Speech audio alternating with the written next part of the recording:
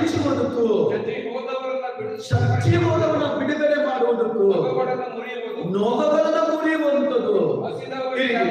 ಇದು ಒಂದು ರೀತಿಯಾದ ದೇವರಿಗೆ ಮೆಚ್ಚುಗೆ. ఇది ఒక రకమైన దేవునికి మెచ్చుక.